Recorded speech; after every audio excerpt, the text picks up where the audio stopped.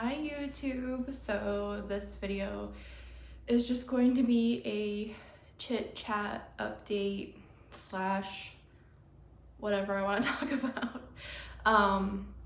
As you can see, I'm not home yet. I'm at a place called the Hope Lodge, which is right on the Mayo campus, Mayo Clinic campus. It is a free place for people undergoing cancer treatment to stay. It's from the American Cancer Society. It's really nice. It's all new this year. They just built it. So thankful that I was able to get a room here. I am going to be able to stay here after I get the chemo for my transplant, because I'm supposed to be doing an outpatient transplant as far as the second half of it. Which apparently is still happening according to my coordinator today. So hopefully that stays the same next week. But it's really nice here. I was going to talk with you guys about what's been going on with me and then just some other random things. So it might be a little bit of a long video slash rambling video. So it's been about a week since I talked to you guys. The last time I talked to you, I told you that, yay, my scans were so much better. We were cool to go to transplant, starting all of that process. So what has that been like? Basically, I have been going every day for shots, which are called Neupogen, and Neupogen stimulates the stem cells and bone marrow to create more. And the first day I got it in my arm, and it was horrible. Like, it was burning really bad. I felt like my arm was on fire. I almost cried, and I mean, I've cried a lot during cancer treatments, but not a lot. It usually makes me cry as far as like getting blood work and shots, because it's just like normal now. But it hurt so bad. So I heard that you could get it in your stomach and that it was better, although getting something in my stomach was kind of freaking me out, but I ended up doing it and it was so much better. So I got like 4 or 5 days of those, and then in between I was getting blood work, and my arms are, I don't know if you can see them, but they're so shot. They use like the same vein over and over again. A person stabbed me over here, another person missed my vein and like went into the nerve of my arm. I screamed. And so I was doing that, and then yesterday I got my central line placed, which if you're squeamish then don't look, but this is what this looks like. They make an incision here and they tunnel a line or a catheter, like a tube, down, and they go like into your artery near your heart, and then this is tunneled down and comes out, and there's 3 what's called lumens that you can get 3 different things at one time. And this is the type of catheter, or it's called a trifusion catheter. This is what you have to have in order to get a transplant, in order to collect your cells. Well, you can do it with a 2 lumen to collect your cells, but if you're having a transplant you need 3 lumens, which this is. So I got that put in yesterday. It's different than a port or a PICC line. If you have a port, you still have to get this if you get a transplant, just so if you're watching this and you're wondering. So normally they do this under twilight sedation, but I don't take the twilight sedation. I had a horrific experience with twilight sedation when I got my port taken out. Also put in, it wasn't really working, but taking it out, just like I'm talking to you right now, is exactly how I was talking to the people in the operating room. And the port is like in a major artery too, so at one point I had like a 400, no exaggeration, 400-pound man that was like a tech in the surgery room, which fine, but he was putting his full body weight on my jugular vein to stop it from bleeding while they were tugging the port out. And they kept coming around and asking me like, Chelsea, how are you doing? Or Chelsea, are you like basically wondering why the hell I'm not asleep. And I never did fall asleep, and I felt everything. And I remember like when they took me out of the operating room, my family saw me and I was like, I felt everything. I was awake the whole time. And so like I made it a point to tell my transplant coordinator that I need more sedation for this procedure, because Jesus, look at this thing. This actually ended up taking like 2 hours for them to put in. So she said she put in for deep sedation. Well, I end up getting there and they don't have these orders, and the attending doctor is like, you know, normally we just have this with nurse sedation. And I'm like, well, this is the reason I brought this up in the beginning and the orders were changed. Well, long story short, she's like basically telling me that this has to do with anesthesia people, and I'm not on their schedule and they're always booked up.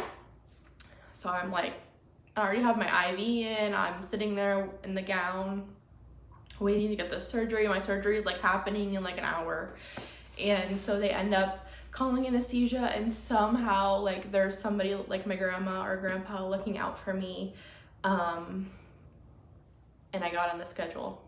Like they had an opening, and the guy comes in, the anesthesia guy, and he's like, so tell me about like why you need this, like not in a like a rude way, just like tell me about it. And I told him, and he's like, you know, if you have a lot of anxiety, plus your age, like your body basically blocks the twilight sedation and you can't like be sedated. And he's like, I can try to give you something like propofol and kind of like keep you on the edge of like falling asleep and not falling asleep. And he's like, at the end of the day, I'd just rather put you to sleep. And I'm like, hallelujah, because like as far as like me with anesthesia, I wake up pretty easily from it. I don't feel like any crazy effects. I mean, I felt tired, but like nothing like, you know, some people have a really hard time with it. I would rather be knocked out and wake up. Like I'm always like, if I could just like be knocked out and wake up and like this whole stem cell transplant is over, I would be happy. That's not an option clearly, but that's what they did. So yesterday when I woke up, it was done. It's very painful. I remember when I had my port in, it was very painful for a long time. This is very painful. It bleeds a lot, I guess because it's like coming out of your body. So like today I collected my stem cells, and when I was collecting them, it just kept bleeding more and more and more. They had to change it. I'm allergic to this like chlorhexidine that they usually put on these things. So they have to have a special dressing and they have to order it from somewhere. And they keep asking me, are you sure you're allergic? And it's like, I'm allergic because when I had this PICC line, here's a scar from the PICC line, by the way, if you're wondering if it left a scar. Yes, it did. They're like, are you sure you're allergic? And I'm like, yeah, my arm's basically burning off the last time. So you just have to speak up for yourself. Like that's one thing I've learned a lot about going through, especially the second cancer journey, is you have to speak up. If you need sedation, say you need sedation. If you're allergic to something, say you're allergic to it. Just keep saying it and make them listen to you. And also I think it's so insane. Like I'm gonna have this scar from the port in and out, this one from the biopsy, and then this one. It's like 3 across, and then I have a biopsy scar here. It's just like a hot mess. Anyways, so yesterday was like a terrible day because I had to get the surgery, and then I had to come back to the hospital to get 2 shots. And I got the Neupogen, and then I had to get one called Mobazil, which basically ramps up the Neupogen because apparently my numbers weren't very good. So the Mobazil, they have you wait around for like 30 minutes after you get it to make sure you don't have any reactions. I was only there for like 15 minutes and they're like, okay, bye.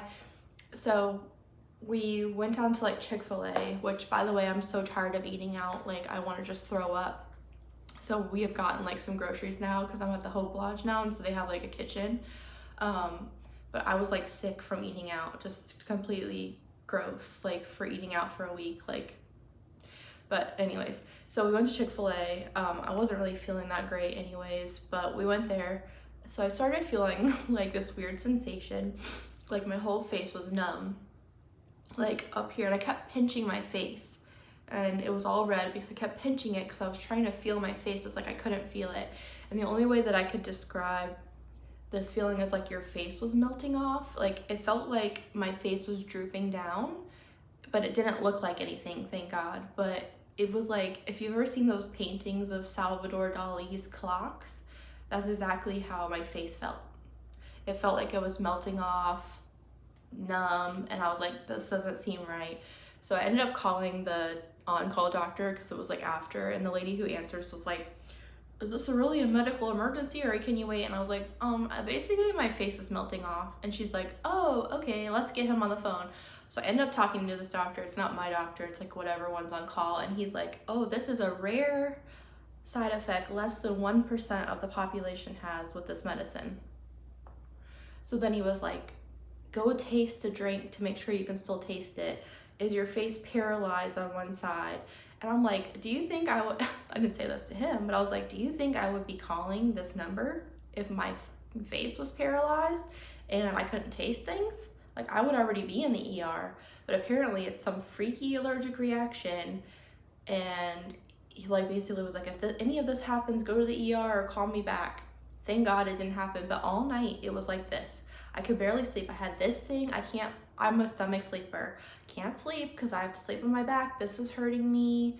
I feel nauseous from all the stuff they put in my body today. Plus my face is melting off. So that was not a good night for me. Anyways, so today I went for the stem cell collection. It's a 5-hour process. They hook you up. All 3 of these lines are hooked up, like fluids, anticoagulants, calcium. I guess like your body loses crazy amounts of calcium when you collect the stem cells. So I literally had a bag of calcium every hour. You cannot pee for 5 hours straight, except unless you want to use the bedside bathroom, which is not glamorous. I had to use it one time because if you know me in real life, I pee like every 30 minutes. So the fact that I only had to pee once, well, I had to pee more, but the fact that I held it for 5 hours except for once is a freaking miracle. So it doesn't hurt to get them collected. I have like, if you go on my Instagram, I have like a picture of what it looks like, a little short video and like a picture of the cells. They just look like blood kind of. And so it took 5 hours. You get that done. They had like one snack for me, but I was like starving by the end of it. I felt sick to my stomach while starving, while I don't want to drink anything because I don't want to have to pee. Also, the lack of calcium makes your lips numb and your mouth tingly. So I didn't know if it was a melting face or the calcium, but I did have that. So you have to do that for 5 hours and then they call you and let you know if you collected enough. So today I got a call, I collected enough. So thank God I collected enough cells in one day. I don't have to have the face melting shot again or any other shots to stimulate anything. I'm done. So technically I could go home today, but it's too late in the day. I'm not going to go home today. And then also I'm staying at this Hope Lodge, and if you leave a certain number of days, they might give away your room, and I can't risk that because sorry, my mom came back. So what I was saying is, like, if you leave this place for a certain number of days, they could give away your room. So now we're like trying to debate like when to go home, and then also the coronavirus issues. They basically told me you can't go anywhere at all. I have my daughter home from daycare with my husband because I can't risk her getting sick. It's been like crazy to be like in this medical mess that I'm already in, and then there's like a bigger mess in the world on top of it. So like you can't get like groceries you need or things that you need. Like thankfully I have most of like toilet paper, what people are going crazy for, is like already here. But like if you're just trying to get a regular item at the grocery store, you can't do that. And then just like being told 24/7 that you, which is me, being an immunocompromised person, are like the worst people if they got this virus. It's just a lot to take in. Also, there was people, like we met this guy yesterday that my mom and I were both upset for. They canceled his transplant. He was supposed to be admitted next week. He has a different type of cancer, but we were like both scared that they were going to cancel my transplant or postpone it, and that would be devastating to me because with this cancer, if you get in a certain level of remission, like that's when you have to go get the transplant. It's not like you can wait around and you know, like, okay, let's delay it. And the thing is, like, the longer you delay it, the worse the virus is going to get, honestly, with the way that they've been talking. So as of now, I've just talked to the transplant coordinator, and they said it's still going next week, and it's still scheduled to be partially outpatient. So I'm hoping that it remains that way in the next 5 or 6 days before I get admitted.